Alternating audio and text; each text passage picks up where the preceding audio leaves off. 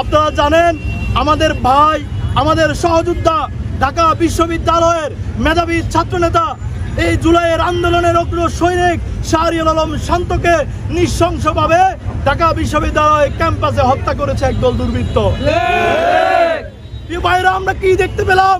ঢাকা বিশ্ববিদ্যালয় যেখানে আন্দোলনের সূতিকাগার, সেই বিশ্ববিদ্যালয়ের নিরাপত্তার আজকে বড়ই সংকট। এর দায় ঢাকা বিশ্ববিদ্যালয়ের ভিসি এবং স্বরাষ্ট্র মন্ত্রণালয় এর দায় এড়াতে পারে না।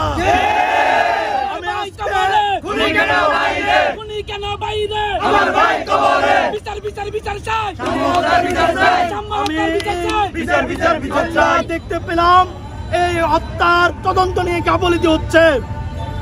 এই হত্যার মূল যিনি এখনো তিনি গ্রেফতার হয়নি।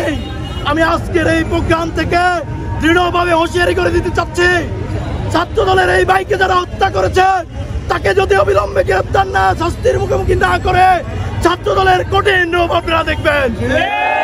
এবং আমরা দেখতে পাচ্ছি গুপ্ত সংগঠনের কিছু লোক ফেসবুকে আমার ভাই সাম্য হত্যাকাণ্ড নিয়ে প্রভাকাণ্ড চড়াচ্ছে। আমি তাদেরকে কঠোরভাবে বলে দিতে চাচ্ছি,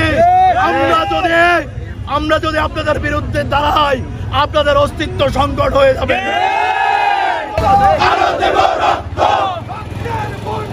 দেশে যাবে অন্যায়।